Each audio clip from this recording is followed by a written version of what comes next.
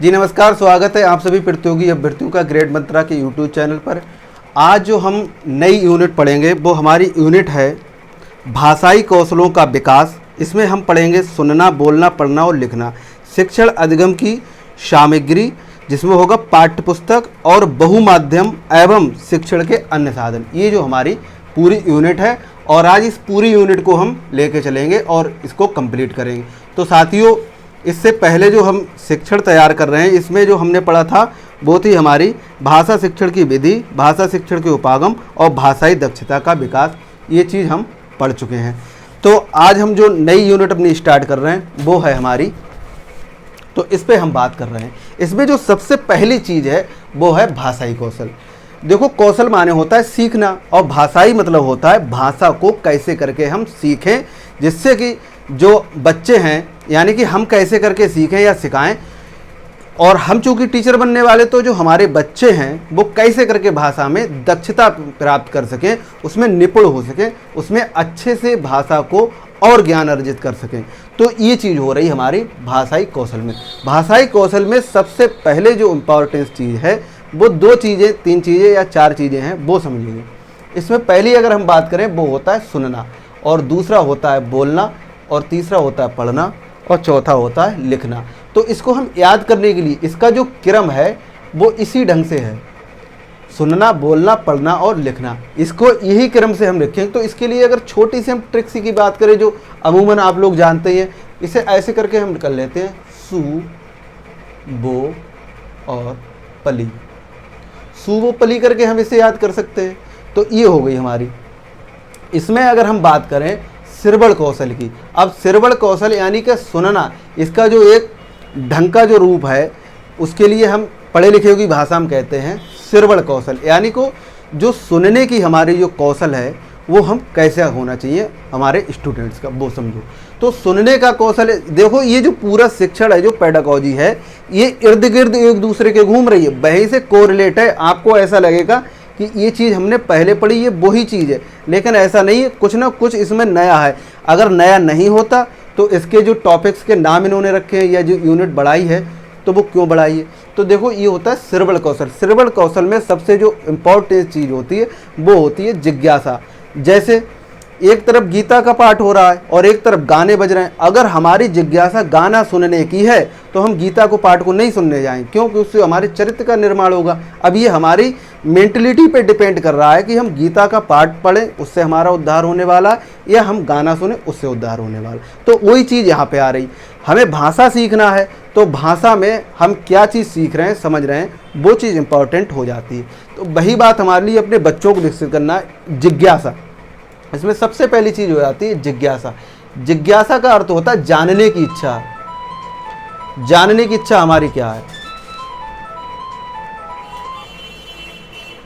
दूसरी चीज़ हो जाती है हमारे अनुकूलित वातावरण होना चाहिए। जानने की इच्छा, अनुकूलित वातावरण और शरीर का स्वस्थ होना, यानी कि जब हमारा शरीर स्वस्थ होगा तब हम जो हमारी रुचि होगी वो और ज़्यादा बढ़ जाएगी। दूसरी तीसरी चीज़ इसमें हो जाती है रुचि। तो ये जो छोटी छोटी चीज़ें हैं वो हमारे बच्चों में होनी चाहिए। और नेक्स्ट बात हम करें तो जो बच्चा होता है वो सुनना सीख जाता है जन्म के बाद, लेकिन वो बोल नहीं पाता, समझ नहीं पाता। उसकी जो श्रवण इंद्रियां वो तो विकसित हो जाती हैं लेकिन वो काम नहीं करती हैं। विकसित होना और काम करना अलग चीज़ है। जैसे कोई चीज़ विकसित तो हो गई, जैसे ये बल्ब विकसित हो गया है, ये मैं बल्ब का उदाहरण ले रहा हूँ, लेकिन इसके लिए इलेक्ट्रिसिटी भी मिल रही है, सारे काम हो रहे हैं, लेकिन हमने इसका स्विच बंद कर रखा है। तो क्या ये विकसित तो है लेकिन ये काम नहीं करेगा।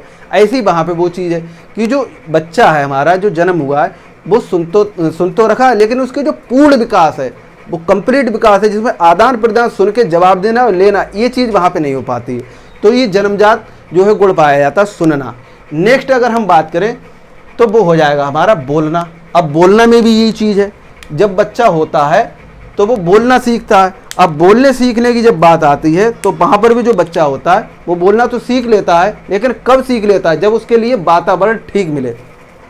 अगर वातावरण ठीक नहीं मिला तो बच्चा वहाँ पर जो बोलेगा वो ठीक से, उसकी जो मुख की जो इंद्रियाँ हैं वो काम नहीं करेंगी और वो नहीं सीख पाएगा।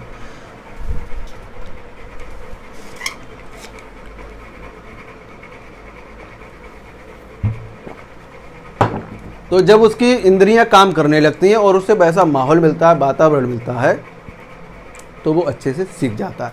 जैसे एक बात कहें, हम एक उदाहरण से समझेंगे। अगर एक बच्चा के लिए जानवरों में छोड़ दिया जाए तो उसकी जो बोलने की जो भाषा आएगी निकल के, वो जानवरों वाली आएगी, कूका वाली, चीखना चिल्लाना। और हम पक्षियों में इसे छोड़ दें तो वो पक्षी वाली भाषा ग्रहण कर लेगा। और हम देहात के माहौल में उसे छोड़ दें तो वो देहात की भाषा ग्रहण कर लेगा। और अगर नगर में छोड़ दें हम तो नगर की भाषा ग्रहण कर लेगा। और उसे हम जिस पर्यावरण यानी कि वातावरण में छोड़ देंगे वो वही भाषा को ग्रहण कर लेगा। और जब वो बोलेगा तो वही चीज़ बोलेगा। तो देखो, सुनेगा पहले तभी बोलेगा, तो उसने जो चीज़ सुनी वही बोली। तो ये हमारी बात हो गई बोलने की। अब जो हमारा थर्ड स्टेप है वो हो जाएगा पढ़ना। जब वो सुनता है और बोलता है तो फिर इसके बाद में क्या होता है, ऐसा थोड़ी जब बच्चा 5 वर्ष का होता है तो वो ना सुनना जानता हो और ना बोलना जानता हो और वो डायरेक्ट पढ़ने लगे जाके स्कूल, ऐसा नहीं है। वो पहले सुनना सीखता है, फिर बोलना सीखता है। तो वो जब पढ़ने जाता है तो इसके लिए पढ़े लिखों की भाषा हम कहते हैं सुनने के लिए श्रवण कौशल, और बोलने के लिए पढ़े लिखों की भाषा हम कहते हैं मौखिक अभिव्यक्ति कौशल। और ये जो चीज़ है ये समझने के लिए, ये रिक्शा वाली भाषा है। और फिर हम बात कर रहे हैं पढ़ने की, तो ये हो जाएगा वाचन कौशल। जो ये वाचन कौशल का जो शब्द है वो समझो। कहते नहीं कि तू मेरे लिए ज्ञान मत बाँच, मतलब तू मेरे लिए ज्ञान मत बाँच का मतलब ज्ञान में मत बोल, मैं परिपक्व हूँ, मैं तेरा ज्ञान नहीं लेना चाहता हूँ। इसको और अच्छे समझो। आपने देखा हो लिखा है कथा वाचक या कथा वाचिका, तो वहाँ पे क्या काम होता है, वो कथा को बोलते हैं, इसीलिए इसका नाम क्या पड़ा यहाँ पे, वाचन कौशल। यानी कि उनमें अपनी एक बोलने की कला होती है जो वे हमसे 20-20, 22-22, 25-25 लाख रुपए ले जाते हैं 8-8 दिन के। क्यों? उनके अंदर वो कला है बोलने की, तभी वो ले जाते हैं। और ये कला जब बच्चे के अंदर विकसित हो जाएगी, उसके सिलेबस के अकॉर्डिंग, उसके पर्यावरण के अकॉर्डिंग, जो पर्यावरण मांग रहा है, उसके पेपरों के अकॉर्डिंग, उसके साक्षात्कार के अकॉर्डिंग, तो उसको नंबर अच्छे मिलेंगे और जो बच्चे की पर्सनालिटी निखर के आएगी वो अच्छी आएगी। तो ये बात हो गई हमारी पढ़ना की। अब हम नेक्स्ट जो हमारा टॉपिक है, नेक्स्ट जो हमारी हेडिंग है वो है लिखना। लिखित अभिव्यक्ति कौशल, यानी कि लिखना, ये पढ़े लिखे की भाषा में कहते हैं लिखित अभिव्यक्ति। अब जो हम अभिव्यक्ति का मतलब होता है जो हमारे अंदर के भाव हैं वो हम कैसे करके अंदर से बाहर ला रहे हैं, उसके लिए कहते हैं अभिव्यक्ति। यानी कि अपने अंदर के भाव को बाहर व्यक्त करना, वो हो जाएगा हमारा अभिव्यक्ति। और ये जो कौशल है ये चीज़ भी हमारे लिए सीखनी पड़ती है। और लिखित तो आप समझते ही, तो यहाँ पे जो लिखने का जो कौशल है, अंदर के भाव जो हमारे हैं वो लिख कर जो हम बाहर लाएंगे, उसके लिए हम कहेंगे लिखित अभिव्यक्ति का कौशल। तो ये चीज़ हो जाएगी। जैसे आपने देखा होगा कि हमारी कितनी साहब हाई स्कूल में 95%, इंटर हमारी साहब कितनी है 90%। फिर हमने जो ग्रेजुएशन किया है उसमें कितनी है साहब, उसमें हमारी है अच्छी खासी 70-75। लेकिन बाद में अगर हमसे कोई कह रहा है और क्या कर रखा है, तो हम कह रहे हैं साहब हमने PhD कर रखी है। बोले फिर ऐसा करो यार, हमारा एक इंस्टीट्यूशन है उसमें आप पढ़ा सकते हैं। तो कह रहे साहब पढ़ा नहीं सकते। क्यों? क्योंकि उनमें लिखने की अभिव्यक्ति है ही नहीं, वो बोर्ड को नहीं पढ़ा सकते। तो ये चीज़ हमारे बच्चों को फेस ना करने पड़े, ये दिक्कत वही चीज़ वहाँ पे आ रही।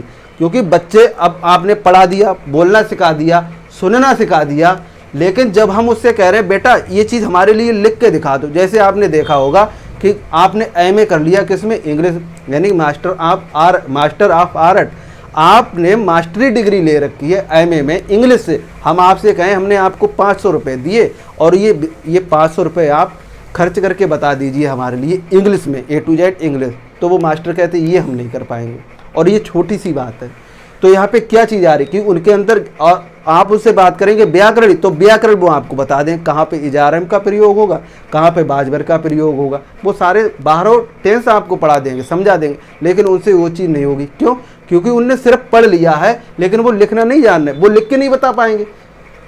तो ये चीज़ हमारी हो जाती है, ये इस चीज़ का फेस ना कर पाए हमारा स्टूडेंट बच्चा, तो वो चीज़ हमारी हो जाएगी भाषाई कौशल में। भाषा में सुनना, बोलना, पढ़ना, लिखना, ये 4 चीज़ें कंपलसरी हो जाती हैं। तो इसमें भी हमें बच्चों को सिखाना है, वो कौशल जो विकसित करना है हमारे बच्चों में, ये चीज़ बच्चे सीख जाएं, बोलना सीख जाएं, सुनना सीख जाएं, पढ़ना लिखना सीख जाएं, ये चीज़ें होनी चाहिए। तो हमने ये बात की है सुनना पे, बोलना पे, पढ़ना पे और लिखना पे। इससे आगे अब समझो क्या चीज़ है। इसमें ये नेक्स्ट जो हेडिंग है हमारी वो है कौशलों को 2 भागों में विभक्त किया गया, यानी कि जो हमारे कौशल हैं वो उन्हें 2 पार्टों में डिवाइड किया गया, बांटा गया। पहला जो हमारा कौशल है वो क्या, वो कह रहा है ग्रहात्मक कौशल, ग्रहात्मक कौशल, और दूसरा कह रहा है अभिव्यक्तात्मक कौशल। अब अभी हमने आपको यहाँ पे बताया अभिव्यक्ति का अर्थ क्या है, तो कि अपने जो भाव विचार हैं उनके लिए बाहर तक लाना।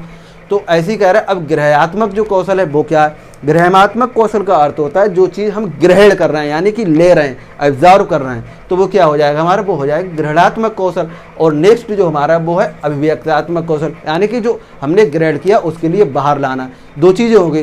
तो जो ग्रहात्मक कौशल है उसमें हो जाएगा पढ़ना, क्योंकि जब हम कोई चीज़ पढ़ते हैं तो क्या करते हैं, वो जो शब्द हैं उनके लिए हम ग्रहणित करते हैं, वो हो जाएगा। और इसमें सुनना, और जो हम सुनते हैं, तो यहाँ पे जो शब्द हैं हमारे, जो कौशल हो रहा है वो सुनना और क्या हो रहा है, पढ़ना। ये 2 चीज़ें हैं।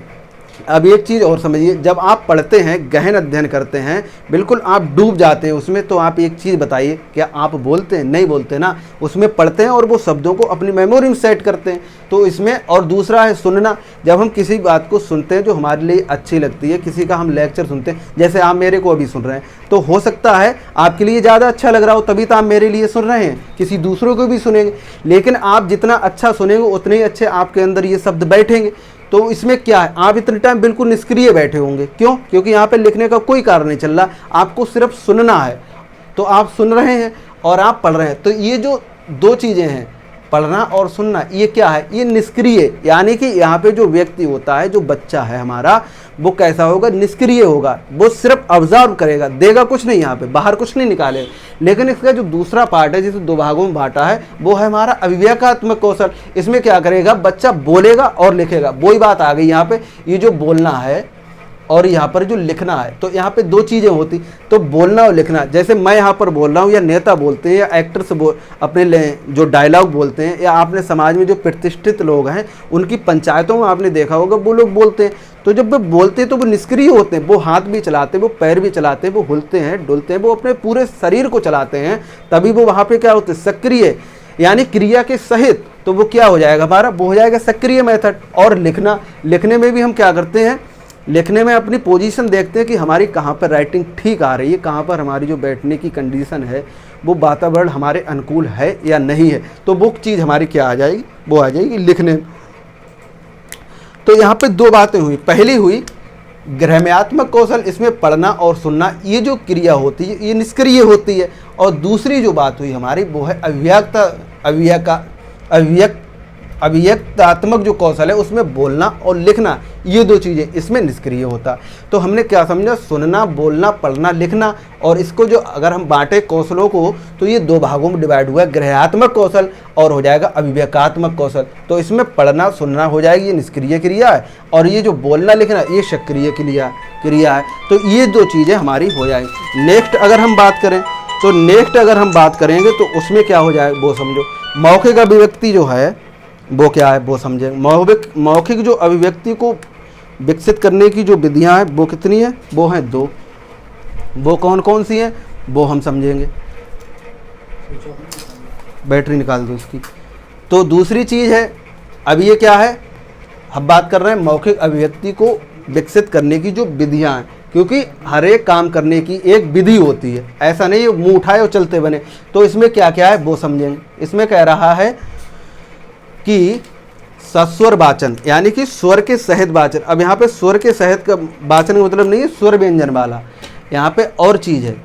स्वस्वर वाचन है, कविता पाठ है, चित्र वर्णन है, संवाद है, वाद विवाद है, भाषण, नाटक और नाटक मंचन है। तो ये जो विधियां हैं इससे भाषा का विकास होता है। जैसे अगर आपको अपनी हिंदी भाषा को बहुत ज़्यादा अच्छे से विकसित करना है तो आप जो हिंदी भाषा के हमारे पुराण हैं वो उठा लीजिएगा, जो 18 पुराण है वो पढ़ना शुरू कर दीजिए, आपकी हिंदी अच्छी हो जाएगी। नेक्स्ट अगर आप संस्कृत अच्छी करना चाहते हैं तो जो हमारे शंकराचार्य हैं वो वेद मंत्रों को उच्चरित करते हैं संस्कृत में। जब आप उनको वो चीज़ सुनेंगे तो आपकी संस्कृत अच्छी हो जाएगी। तो यहाँ पे ये जो एक विधि अगर हम मान के चले तो ये भी एक विधि हो गई कि हम अपनी भाषा को कैसे करके विकसित कर सकते हैं।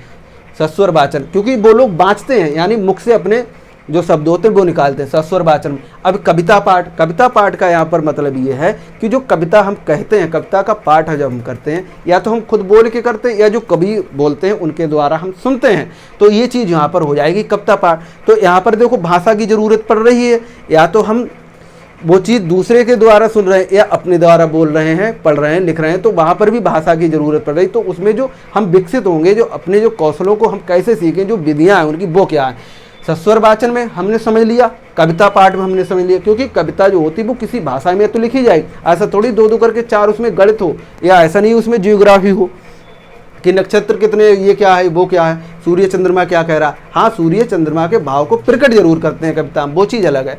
तो ये कविता पाठ हो गया। अब चित्र वर्णन, दुनिया की जो सबसे प्राचीन विधि है वो चित्र वर्णन है, क्योंकि सबसे पहले चित्रों के माध्यम से मनुष्य ने अपने भाव को व्यक्त किया।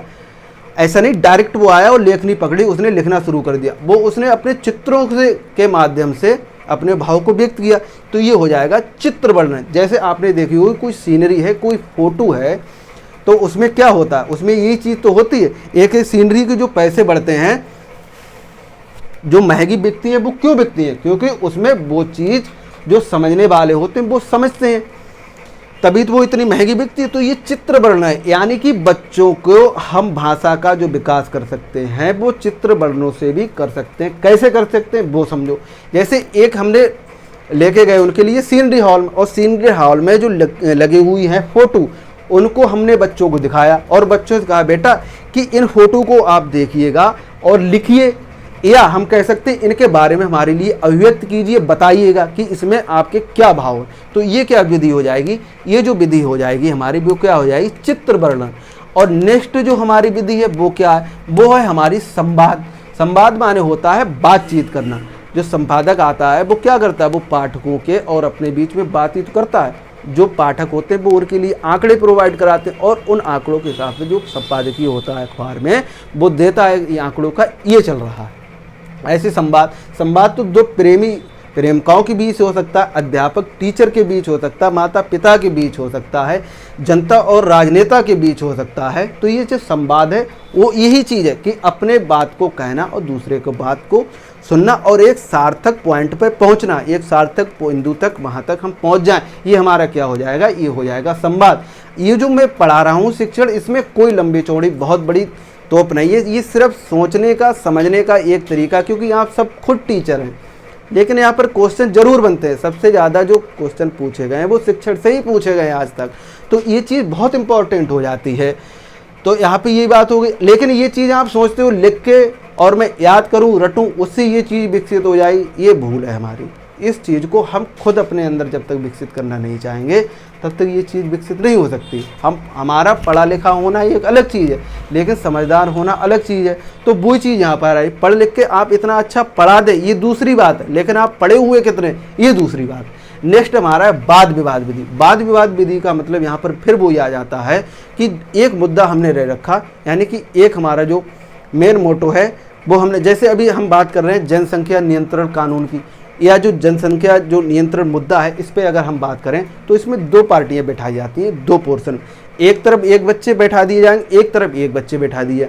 एक तरफ उन बच्चों से कहा जाएगा कोई जो जनसंख्या नियंत्रण की जो बात है, जो मुद्दा है, वो आपके अनुसार सही है या गलत है, तो वो कहेंगे मेरे अनुसार सही है लेफ्ट बारे, और राइट बारे कहेंगे मेरे अनुसार गलत है। तो ये जो दो हमारे पॉइंट बन गए लेफ्ट और राइट बारे, वो जनसंख्या नियंत्रण पर एक कहेंगे ये कानून सही है और एक कहेगा ये कानून गलत है। तो यहाँ पर दो चीज़ें जब बनती हैं तब वो वहाँ पे क्या करेंगे, वाद विवाद करेंगे। वाद विवाद का मतलब है वहाँ पर जो बात है वो अपनी रखेंगे और वो अपनी रखेंगे। तो जो पार्टी उस बात को अच्छे से समझा पाएगी वही चीज़ हम मान्य कर लेते हैं, तो इसे हम क्या कहेंगे, इसे वाद विवाद विधि कहेंगे।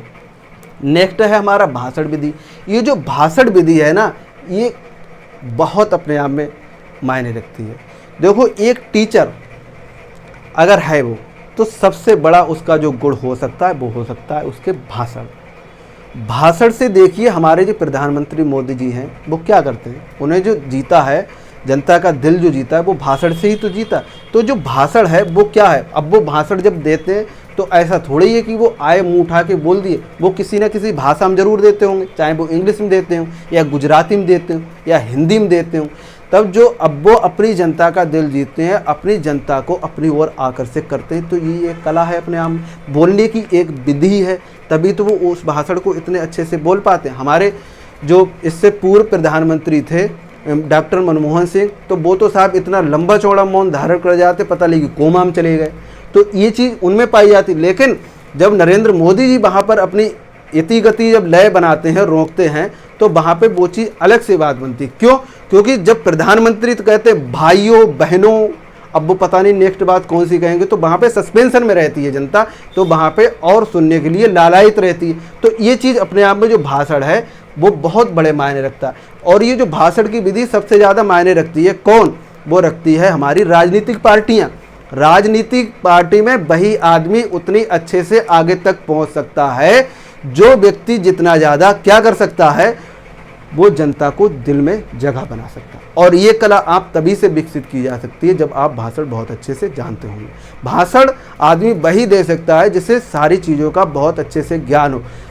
नरेंद्र मोदी में ये चीज़ पाई जाती है, वो जिस राज्य में अपनी रैलियां करने जाते हैं तो वहाँ का कल्चर, वहाँ का खान पान, वहाँ की वेशभूषा, वहाँ की ज्योग्राफी, वहाँ के देवता, वहाँ का पशु पक्षी, सबकी वो स्टडी करके जाते हैं। तो जब वे वहाँ उस चीज़ पे बोलते हैं तो ऐसा महसूस होता है कि नरेंद्र मोदी गुजरात के ना होके वो ऐसा लग रहा है हमारी यूपी के खुद के हों। तो ये कला है अपने आप। ऐसी जब हमारे लिए जो हमारे स्टूडेंट अपनी भाषा के लिए विकसित करेगा, जिस टॉपिक पे बोलना चाह रहा है वो स्टूडेंट, तो उस चीज़ को पहले वो स्टडी करे बहुत अच्छे से। तभी तो एक टॉपिक दे दिया स्टूडेंट के लिए कि आप इस पे बोलिए, तो वो जब बोलेगा तो उसको वो जब वो पहले से बहुत अच्छा सा अध्ययन करेगा तभी तो वो उस चीज़ को बोलगा। तो ये क्या, ये हमारी भाषण हो गई। अब ये जो नाटक मंचन है वो समझो, नाटक मंचन का यहाँ पर मतलब वही है, वही बात फिर से आ जाती है। जब नाटक सीरियल्स आते हैं, इससे पहले टीवी पे आते, टीवी पे अब भी आते, टीवी की जगह पे एलईडी हो गई, और एलईडी से अच्छा साधन अब क्या बन गया, यूट्यूब बन गया। तो यूट्यूब पे जब हम लोग देखते हैं नए नए जो क्या बोलते हैं नाटक मंचन, तो उसमें क्या होता है, जैसे आपने देखा होगा लॉकडाउन में सबसे ज़्यादा कौन सा सीरियल देखा गया, जो वो देखा गया रामायण देखी गई। तो रामायण देखी गई, उसमें जो क्या होता है नाटक मंचन ही तो हो रहा है। वो जो उसके पात्र थे उन्होंने क्या किया, नाटक मंचन किया। तो वहाँ पर भी तो हम भाषा सीख रहे हैं। वो जो रामायण है वो अगर हिंदी भाषा में है या गुजराती में है या मराठी में है या तमिल में है या तेलुगु में है या इंग्लिश में है, जिस भी वो भाषा में है, तो वो एक भाषा में ही तो काम कर रही है। वो जो नाटक है उसमें एक भाषा ही तो है, तो वो क्या हो गया, वो हमारा हो जाएगा नाटक मंचन। जब नाटक मंचन हो जाएगा तो वो क्या कहलाएगी, हमारी एक विधि है भाषा सीखने की। तो इसमें क्या हो जाएगा, इसमें सस्वर वाचन एक ये विधि हो गई मौखिक अभिव्यक्ति की, दूसरी हो जाएगी हमारी कविता पाठ, और तीसरी हो जाएगी चित्र वर्णन और संवाद। और भी विधियां हो सकती हैं, वाद विवाद है, भाषण है, नाटक मंचन। तो ये चीज़ हमारी क्या हो गई, ये मौखिक अभिव्यक्ति को विकसित करने की विधियां हो गई। नेक्स्ट है हमारा लेखन के प्रकार। अब जो लेखन के प्रकार हैं वो समझो। जब बच्चा क्या कर लेता, सुनना, बोलना, पढ़ना और लिखना की जब बात आती है तो लिखने में भी अपनी एक अलग कला होती है। लिखने के प्रकार, अब लिखने के प्रकार क्या है, एक होता है शुलेख, एक होता है अनुलेख और एक होता है श्रुतलेख। अब ये समझो क्या है, ये जो शब्द अपने आप में ही हम बता रहे हैं कि हम क्या हैं। कह रहा है शुलेख, सु माने होता है सुंदर, लेख माने होता है लिखना। जब हम सुंदर लिखते हैं तो उसके लिए हम क्या कहेंगे, उसके लिए हम सुलेख कहेंगे। नेक्स्ट है हमारा अनुलेख। अब ये जो देखो, ये जो सु है और ये अनु है, ये दो क्या हैं, उपसर्ग हैं। तो सु माने सुंदर, लेख माने लिखना। ऐसे ही है अनुलेख, अनु माने होता है पीछे, कहते नहीं हम उनके अनुयायी हैं। अनुयायी मतलब हम उनके पद चिन्हों पे चलने वाले हैं, वो जैसा करेंगे वैसा हम करेंगे। तो ये कह रहा है अनुलेख। अब सुलेख का मतलब है सुंदर लिखना, और अनुलेख का मतलब क्या है, जैसे टीचर है, अनुलेख होता है पीछे पीछे चलना। जैसे टीचर ने बना दिया ऐसे करके का, तो ये क्या हो गया, ये डॉट डॉट जब वो छोड़ गया तो अब स्टूडेंट क्या करेगा, वो ऐसे करेगा। अब वो क्या कर रहा है, वो पीछे ही पीछे चल रहा है, क्योंकि टीचर तो बना के ये चला गया, अब वो इसके पीछे चल रहा है, दोहरा रहा है। फिर उसने लिख दिया ऐसे करके खा। अब उससे कह रहे हैं बेटा तुम दूसरे पेन से इसके ऊपर चलाओ।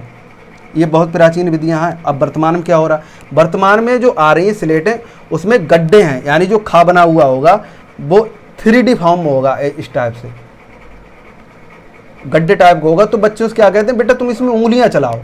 जब वो उंगलियां चलाते हैं तो वो क्या है, वो भी एक हमारा अनुलेख है, क्योंकि वो भी उसमें उंगलियां चला रहा है, तो उससे सीख रहा है, ये अनुलेख। अब श्रुत लेख क्या होता है, श्रुत लेख तो आप समझिए यानी सुनकर लिखना, जिसे हम बोलते हैं इमला लिखना, जो पहले चलता था इमला लिखना, तो वो क्या हो जाएगा, ये हो जाएगा सुरत लेख। तो लेखन के प्रकार में 3 चीज़ें हो गई, सुलेख, अनुलेख और श्रुत लेख। नेक्स्ट जो हमारा हो जाएगा वो हो जाएगा श्रवण कौशल के सोपान। अब ये जो सोपान है इसका अर्थ होता है चरण, पाद। जो हमारी सीढ़ी होती है उसमें सोपान ऐसे होते हैं, तो ये जो डंडा होता है इसके लिए सोपान कहते हैं, यानी कि जीना की जो सीढ़ियाँ होती हैं वो हो जाता है सोपान। तो कह रहा है श्रवण कौशल के सोपान। अब श्रवण कौशल के क्या क्या सोपान है वो समझो। इसमें सबसे पहले बात कर रहा है ये ध्वनि का कानों तक पहुँचना, ध्वनि का कानों तक पहुँचना, ध्वनि का कानों तक पहुँचना, ये समझो क्या है, ध्वनि का कानों तक पहुँचना। नेक्स्ट है अर्थ ग्रहण और तीसरा है प्रयोग। इसमें क्या है, श्रवण कौशल के सोपान में सबसे पहले क्या होता है, ध्वनि का कानों तक पहुँचना। अब जैसे कानों तक ये चीज़ आपके पहुँच रही तभी तो आप सुन रहे हैं, एक तो ये हो गया। नेक्स्ट है अर्थ ग्रहण। अब मैं कोई शब्द ऐसे बोल दूं जिनका आपके लिए अर्थ नहीं पता है, तो ये हमारा सुनना जो है वो सार्थक थोड़ी हो पाए, ये जो कौशल है वो हमारा सार्थक नहीं हो पाएगा।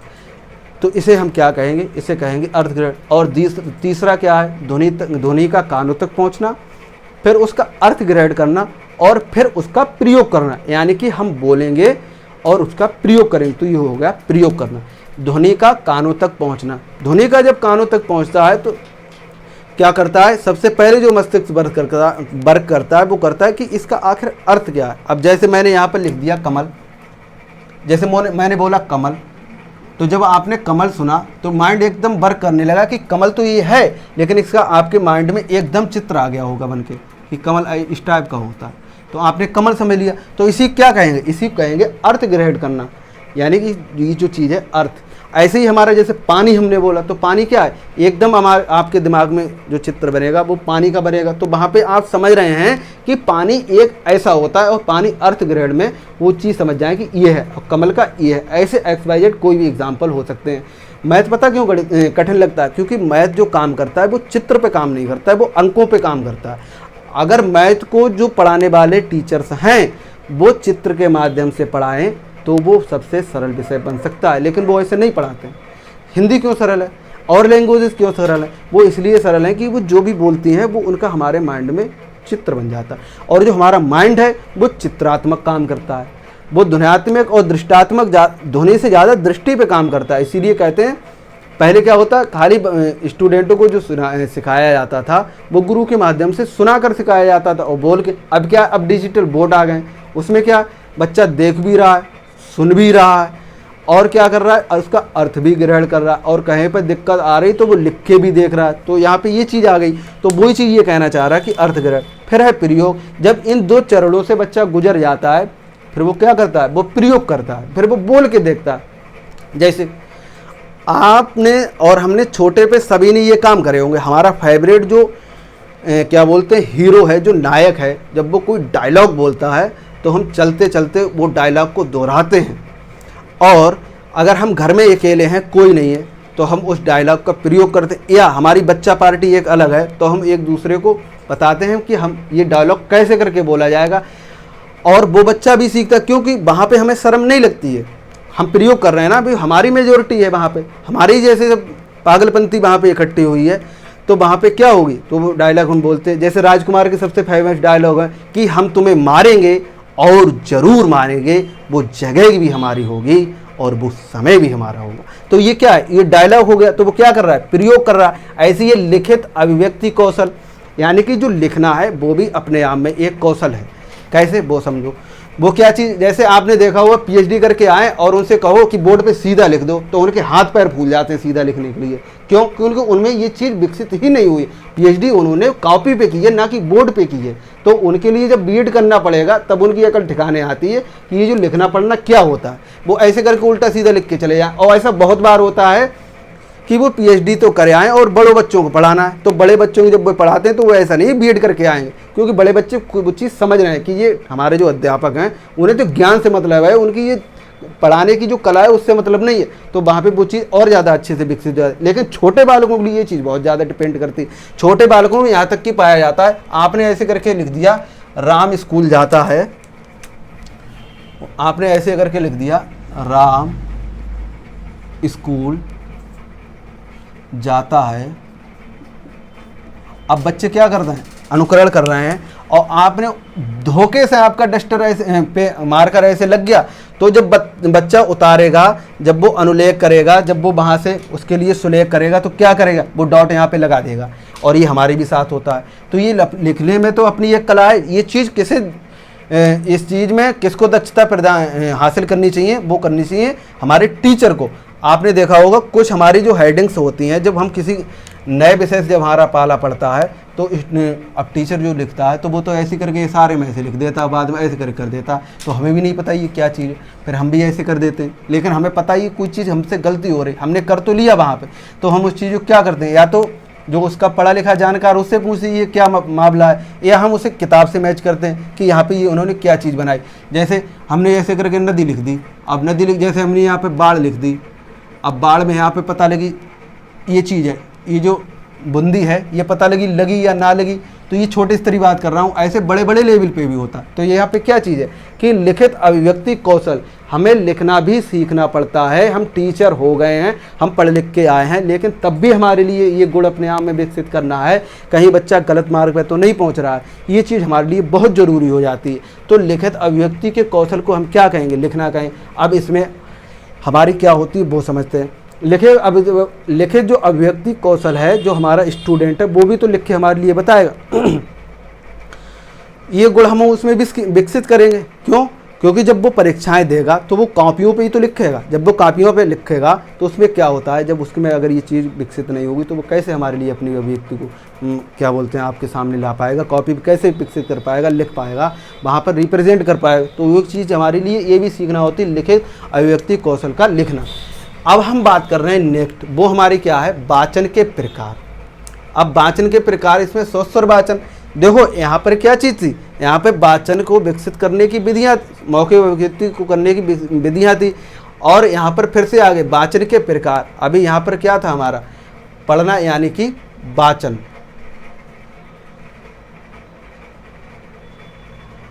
यहाँ पे जो वाचन है वो समझो, वाचन के जो प्रकार है, पहले सस्वर वाचन और फिर है मौन वाचन।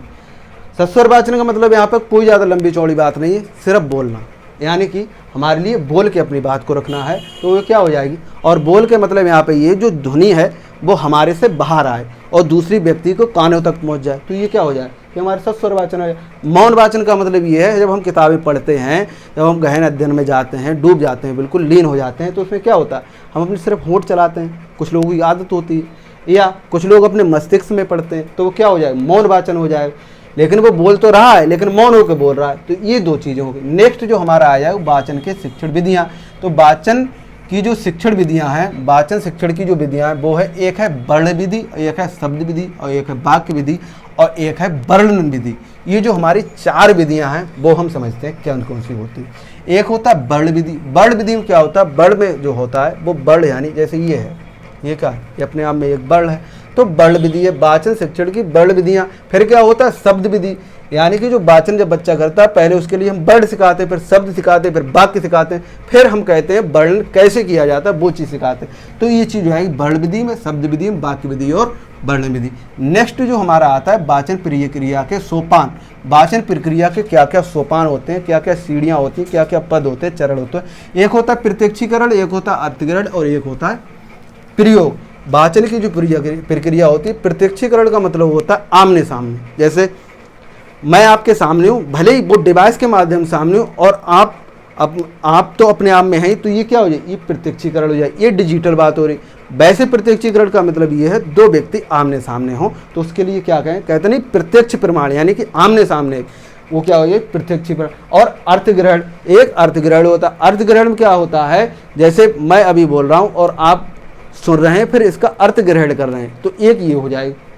फिर एक प्रयोग। प्रयोग आपने समझ लिया, इसका प्रयोग आप परीक्षा में करें जब इन तीनों स्टेप से गुजर जाएं, और यही कंडीशन हमारे स्टूडेंट पे लागू होती है, तो ये क्या होगा, ये हमारा हो जाएगा वाचन प्रक्रिया के सोपान में प्रत्यक्षीकरण, अर्थग्रहण और प्रयोग। ये तीन चीज़ हो गई। नेक्स्ट अब हमारा जो आ रहा है वो समझो, हमारी ये जो सुनना, बोलना, पढ़ना, लिखना, इससे तो हम फारिग हो गए, निपट गए। अब है हमारा शिक्षण अधिगम सामग्री पाठ्य पुस्तक। इसमें क्या क्या है हमारा, देखो अब ये जो मामला है वो सरल है बहुत, जो आपने बीएड या बीटीसी जो भी किया होगा उसमें ये चीज़ आप बहुत अच्छे से जानते हैं, क्योंकि ये हमारे सिलेबस में है, इसलिए हमारे लिए पढ़ना हो रहा। इसमें पहला होता है श्रव्य सामग्री और दृश्य सामग्री।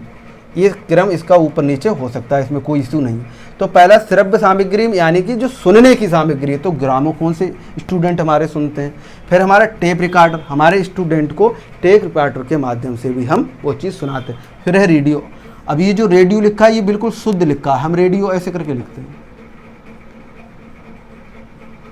रेडियो, तो ये सही है, कोई दिक्कत नहीं, आप ऐसे लिखिए, यहाँ पे कोई शब्द शुद्धि वाले मैटर नहीं है। यहाँ पे ग्रामोफोन है और टेप रिकॉर्डर और रेडियो, ये हमारे श्रव्य के साधन है। नेक्स्ट है हमारा दृश्य साधन। दृश्य साधन में श्यामपट्ट और मॉडल और सूचना पट्ट, ये तीन चीज़, क्योंकि इनके लिए दृश्य माने होता है देखना और श्रव्य माने होता है सुनना, तो ये क्या हो जाएगी, ये हमारी हो जाएगी श्यामपट्ट, को हम देख ही रहे हैं। नेक्स्ट है हमारा मॉडल। मॉडल में जैसे आपने जो बीटीसी की है या बीएड की है या जो भी एचटीसी जो भी आपने किया है, तो उसमें क्या होता है, हम जब सेमेस्टर वाइज जो करते तो हमारी प्रत्येक 6 महीना में एक जो इंटर्नशिप लगती थी उसमें हम मॉडल बना के ले जाते। तो वो मॉडल क्यों ले जाते, वो मॉडल हम अपने बच्चों को अच्छे से पढ़ा सकें, इसलिए तो ले जाते।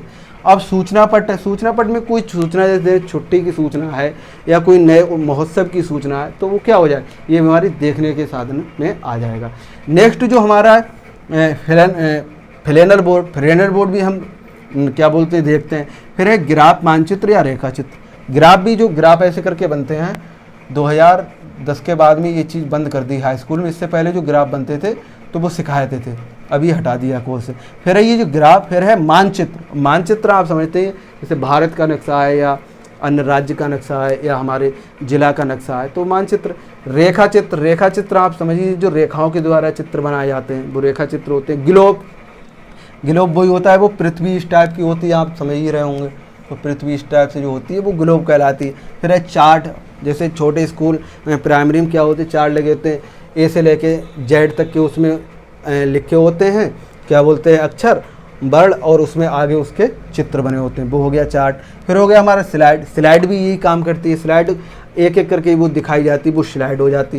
फिर है फिल्म स्ट्रिप। फिल्म स्ट्रिप का मतलब यही वहाँ से है कि बच्चों को अगर हम समझाना चाह रहे हैं तो फिल्म स्ट्रिप, फिल्म का मतलब होता है जो फिल्म आती है एक, उसके लिए फिल्म ही बोलते हैं। एक बड़ा सा चार्ट होता है, वो 3D में भी हो सकता है, उसके लिए फिल्म स्ट्रिप बोलते हैं। नेक्स्ट है हमारा इन दोनों का कॉम्बिनेशन, जिसमें श्रव्य और दृश्य दोनों चीज़ें होती हैं, वो सामग्री कौन सी।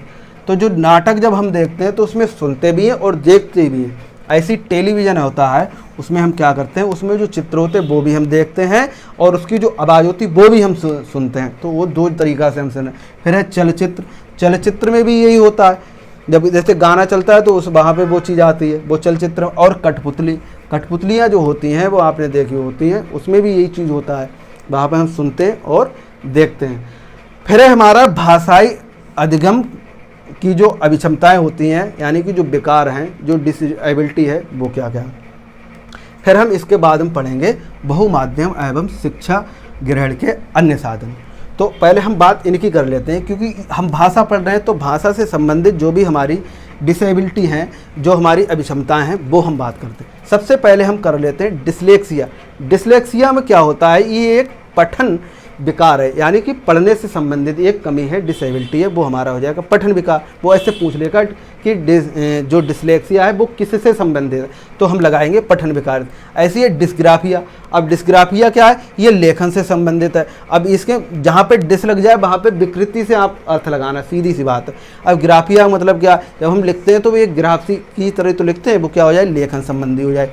नेक्स्ट है हमारा डिस्फेजिया। डिस्फेजिया का मतलब है बाक, यानी कि बोलने संबंधी विकार, जो बोल कर अपनी बात यानी हकलाना है, बहुत जल्दी बोलना है, धीरे धीरे बोलना है, तो वहाँ पे जो विकृति पाई जाती है उसके लिए हम बोलते हैं, क्या बोलते हैं, डिस्फेजिया, यानी बाक यानी बोल संबंधी जो विकार है। नेक्स्ट है हमारा डिस्प्रेक्सिया। डिस्प्रेक्सिया में क्या है, लेखन यानी चित्रांकन संबंधी विकार। आपने देखा होगा जो लोग बायोलॉजी लेते हैं वो क्यों लेते हैं, क्योंकि उनके अंदर जो चित्र बनाने की क्षमता है वो ज़्यादा है। क्योंकि बायोलॉजी की जो पोर्शन होते हैं उसमें हमारे लिए कोई भी बात अपनी लिखने से ज़्यादा अच्छे हम डायग्राम बनाकर रिप्रेजेंट कर देते हैं, तो वहाँ पर एक अपना अलग इफेक्ट पड़ता है। तो जिन बच्चों में वो चीज़ डिसेबिलिटी का मतलब ये है क्योंकि वो कला में ज़्यादा माहिर नहीं, तो वो क्या करते हैं, वो कहते हैं हम मैथ ले लेंगे या अन्य सब्जेक्ट ले लेंगे, तो वहाँ से वही चीज़ है। ये क्या कह रहा है कि डिस्प्रेक्सिया यानी लेखन या चित्रांकन संबंधी विकार, चित्र को वो अंकित नहीं कर सकते, वो बना नहीं सकते। फिर है डिसआर्थोग्राफिया, आर्थो का मतलब यहाँ पर हड्डियों से नहीं है। फिर ये कह रहा है डिसआर्थोग्राफिया कह रहा है बर्तनी संबंधी विकार। जैसे हम लिखते हैं सुभाष, अब कोई सुभाष ऐसे लिखता है, कोई सुभाष ऐसे लिखता है और कोई सुभाष ऐसे लिखता है। अब हमारे लिए यही पता नहीं लग रहा है ये बर्तनी संबंधी विकार है तो क्या है। हम कहते हैं यार मेरे पता नहीं यार ये सही होगा या ये सही होगा या ये गलत होगा। जैसे मैंने कल लिखा था एक्सप्रेशन, तो मैंने एक्सप्रेशन वैसे करके लिख दिया था एक्सप्रेशन। अब मुझे ये पता ही नहीं आकर होती क्या इसकी स्पेलिंग, जबकि इसकी स्पेलिंग सही होती है एक्सप्रेशन की, और मैंने ऐसे लिख दिया क्योंकि ये मेरे अंदर कमी थी तभी तो मैंने इसे लिख दिया। तो ये क्या है, इसे हम बोलते हैं बर्तनी संबंधी विकार, यानी कि स्पेलिंग मिस्टेक है वो इसके है, डिसआर्थोग्राफी है जिससे हम ग्रसित हैं। तो ये क्या हो गया, ये हमारी विकृति हो गई। अब नेक्स्ट अगर हम बात करें वो हो जाएगी बहुमाध्यम एवं शिक्षण के अन्य साधन। हाँ नेक्स्ट चीज़, और जब मैंने ये स्पेलिंग लिखी थी तो मुझे पता था इसमें गलती 100% होगी, तभी मैंने कहा था कि ये स्पेलिंग आप चेक कर लेना। तो ये हमें पता तो है गलती का है, लेकिन हमें ये पता नहीं लग रहा ये मामला है कहाँ पे, इसकी जो गलती है वो पकड़ में कैसे आएगी। तो ये चीज़ हो जाती है। नेक्स्ट है हमारा बहुमाध्यम एवं शिक्षण के अन्य साधन। अब ये जो हमारी इतनी ये जो लंका लगी है, ये जो हमने इतनी रामायण थोड़ी पढ़ी है, इसके बावजूद भी अन्य क्या साधन है वो हमारा ये पूछ रहा है रीड। अब इसके लिए और एक नई चीज़ चाहिए, क्योंकि वो 42,000 जो 250 रुपए हमारे लिए देगा प्रति माह के, वो खून खींच लेगा हमारा, ऐसी नहीं दे देगा सीटेड में लगाए और चले आए। तो ये कह रहा है बहुमाध्यम एवं शिक्षण के अन्य साधन, वो समझो कह रहा है संग्रहालय। संग्रहालय का मतलब होता है आप आगरा ताजमहल घूमने जाएंगे तो आगरा में जो ताजमहल बना है उसके छोटे छोटे जो पार्ट होंगे वहाँ पे वो चीज़ आपके लिए संग्रहालय माने एकत्रित मिलेगी कि ये जो ताजमहल बना है तो इसमें कौन सा पत्थर लगा है, तो उसका आप विश्लेषण कर सकें, वो संग्रहालय में आ जाएगी। जैसे आपने देखा होगा जो बड़ा वाला रुपया एक चलता था तो उसमें वो अजीब टाइप था, अब वो पुराना हो गया तो उसके लिए हम संग्रहालय में रख लेंगे। ऐसे थोड़े दिन बाद जो नोकिया 1200 होगा वो भी संग्रहालय मिलेगा 100 साल बाद। ऐसे ही हमारा भ्रमण और यात्राएं, भ्रमण जो होती है उसमें भी हम क्या देखते हैं, जब हम भ्रमण करने जाते हैं तो वहाँ पे नए लोगों से हमारा पाला पड़ता है। तो वहाँ पर जब हम नए लोगों से मिलते हैं तो वहाँ पर अपनी भाषा हम रिप्रेजेंट करते हैं, उनकी भाषा को हम ग्रहण करते हैं, तो वो हमारा क्या हो जाए, वहाँ पे हमारी भाषा का जो आदान प्रदान हो रहा है। तो ऐसा थोड़ी ही जब हम जाएंगे घूमने तो वहाँ के 2-4 शब्द हम नहीं सीख पाएँ, जरूर सीखेंगे, तो वो हमारा क्या हो जाएगा, वो हो जाएगा हमारा भाषण, भ्रमण। अब भ्रमण से भी हमने भाषा को सीख लिया। और यात्राएं करने जाते हैं, जब हम ट्रेन में बैठते हैं तो एक हमें ये पता लगी एक राजस्थान का है और एक यूपी का है, तो उसकी भाषा अलग होगी और यूपी की भाषा अलग होगी।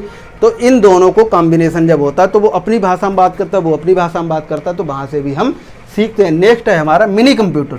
मिनी कंप्यूटर में से हम भाषा को सीखते हैं। जैसे कोई शब्द है हमारा वो हमारे पल्ले नहीं पड़ रहा, ये आखिर है क्या, बवाल, तो वो चीज़ हम वहाँ से मिनी कंप्यूटर सीखते हैं। इंटरनेट, अब इंटरनेट की दुनिया चल रही है तो इंटरनेट से भी हम कोई चीज़ सीखते हैं, अब वो भाषा से संबंधी हो या अन्य संबंधी हो। क्योंकि हम भाषा पढ़ रहे हैं तो हमारे लिए भाषा के संबंधी बात करनी चाहिए। इंटरनेट के माध्यम से हम जो लैपटॉप चलाते हैं, जो डिवाइस है हमारी पीसी है या जो मोबाइल है मल्टीमीडिया, वो हम चलाते हैं तो वहाँ से भी हम सीखते हैं। जैसे आप अभी मोबाइल से पढ़ रहे हैं तो ये क्या भाषा ही तो सीख रहे हैं, इस भाषा का अध्ययन ही तो कर रहे हैं, तभी तो बच्चों को आप पढ़ा पाएंगे। ऐसे ही हमारा टेली कॉन्फ्रेंस का मतलब होता है जहाँ पे 10-5 लोग या अधिक मात्रा में जो लोग बैठे हैं संख्या में और उनके सामने हम अपनी बातों को रख रहे हैं। जैसे ये अन्य देशों के लोग कॉन्फ्रेंस में बैठते हैं या अन्य राज्यों के बैठते हैं, अन्य जिला के बैठते हैं और अन्य मोहल्ला के भी लोग बैठ के इसमें बात कर सकते हैं। जो हम टीचर बनेंगे तो बच्चा हमारे से कोई चीज़ मिस्टेक कर रहा है तो वो हमसे डायरेक्ट ना मिल के, टाइम स्कूल का ख़त्म हो गया है, समाप्त हो चुका है, तो हमसे मिल सके और वो अपनी बात को रख सके और अपने प्रश्न का उत्तर ग्रहण कर सके। ये बात हमारी क्या हो जाए, टेली कॉन्फ्रेंस। फिर है वीडियो कैसेट, वो पहले आते नहीं थे, आपने सभी ने वो वीडियो कैसेट देखे थे, वो गोल बारे, तो उसकी जगह पे अब जो स्थान ग्रहण कर लिया है वो कर लिया है चिप ने। जो हमारी चिप होती वो बन गई है। पहले इतनी बड़ी ये चीज़ थी, वहाँ पे उसमें वीडियो आती थी, इसमें सेट होती, अब हमारी चिप में आती।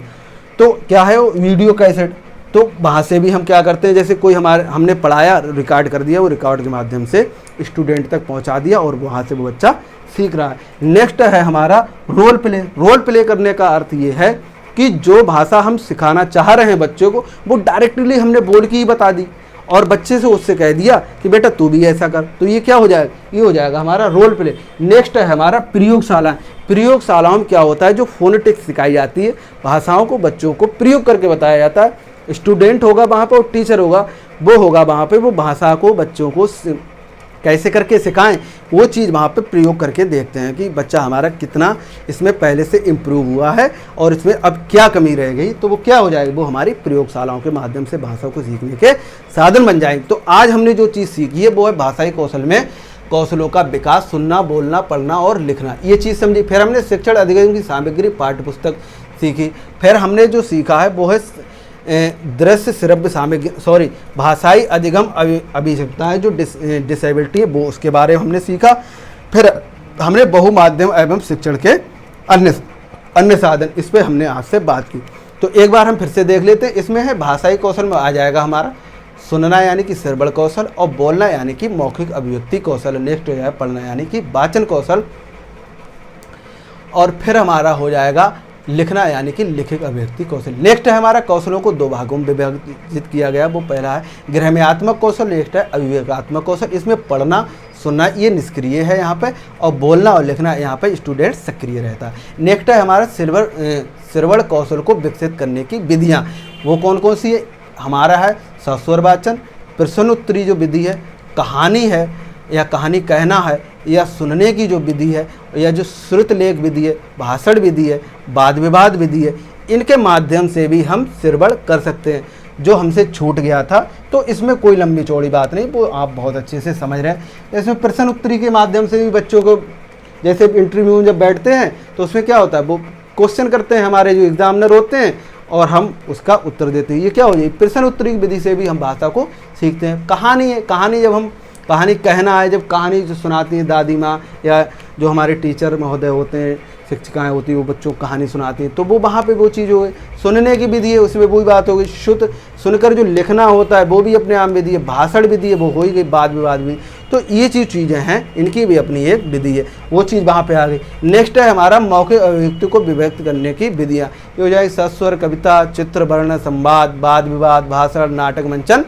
फिर है लेखन के प्रकार, सुलेख, अनुलेख और श्रुत लेख। फिर है श्रवण कौशल के सोपान, इसमें हो जाएंगे ध्वनि, कानों तक पहुंचना हो, अर्थ ग्रहण, प्रयोग, लिखित अभिव्यक्ति कौशल को यानी कि लिखना को हम कहते हैं। नेक्स्ट है हमारा वाचनिक प्रकार में सस्वर वाचन, मौन वाचन, ये दो प्रकार हो जाते हैं। नेक्स्ट है हमारा वाचन शिक्षण विधियाँ, वो है वर्ण विधि, शब्द विधि, वाक्य विधि, वर्णन विधि, और है प्रत्यक्षीकरण, और है अर्धग्रहण और प्रयोग। ये हमारी बात होगी वाचन प्रक्रिया के सोपान की। नेक्स्ट हम बात कर रहे हैं शिक्षण अधिगम सामग्री की, जो पाठ्य पुस्तकें हैं उसमें क्या क्या चीज़ें। श्रव्य साधन हो जाएंगे, दृश्य साधन हो जाएंगे, ग्रामोफोन, टेप रिकॉर्डर, रेडियो हो जाएगा। इसमें सामग्री में हो जाएगी हमारी जो दृश्य वो है श्याम पट है, मॉडल है, सूचना पट है। नेक्स्ट है हमारा फिलेंडर बोर्ड है, ग्राफ है, मानचित्र है, रेखा चित्र है, ग्लोब है, चार्ट है, और स्लाइड है, और फिल्म स्ट्रिप है। नेक्स्ट है हमारा दृश्य श्रव्य का जो कॉम्बिनेशन है वो क्या क्या है, वो है हमारी नाटक, टेलीविज़न, चलचित्र और कठपुतली। फिर हमारे जो बहु माध्यम एवं जो शिक्षण के अन्य साधन है, उसमें संग्रहालय है, भ्रमण है, यात्राएं हैं, मिनी कंप्यूटर है, इंटरनेट है, लैपटॉप है, टेली कॉन्फ्रेंस है, वीडियो कैसेट है, रोल प्ले है, और प्रयोगशाला है। फिर हमारी जो भाषा संबंधी जो विकार हैं, जो कमियां हैं, जो हमारी डिसेबिलिटी हैं भाषाई अधिगम को ग्रहण करने में, वो क्या है, डिसलेक्सिया यानी पठन बेकार हो जाएगा, डिस्ग्राफिया यानी लेखन संबंधी हो जाएगा, डिस्प्रेक्सिया यानी कि बाक यानी बोलने संबंधी हो जाएगा, डिस्प्रेक्सिया हो जाएगा वो हमारे लेखन संबंधी, चित्रांकन संबंधी हो जाएगा, और डिसआर्थोग्राफिया हो जाएगा बर्तनी संबंधी विकार। तो ये चीज़ें आज हमने सीखी। तो साथियों, ये हमारी आज की ये यूनिट यहाँ पे कंप्लीट हुई। इसमें हमने जो सीखा है वो क्या क्या सीखा, इसमें भाषाई कौशलों को विकास, सुनना, बोलना, पढ़ना, शिक्षण अधिगम सामग्री और पाठ्य पुस्तक और बहुमाध्यम शिक्षण के अन्य साधन। अब जो नेक्स्ट हमारी यूनिट रहेगी वो होगी भाषा शिक्षण में मूल्यांकन। इसमें भी सुनना, बोलना, पढ़ना, उपलब्धि परीक्षण का निर्माण, समग्र एवं सतत मूल्यांकन और उपचारात्मक शिक्षण, ये हमारी नेक्स्ट जो बनेगी उस पर हम बात करेंगे। कितने मौका से लाइट गई, बंद कर दी।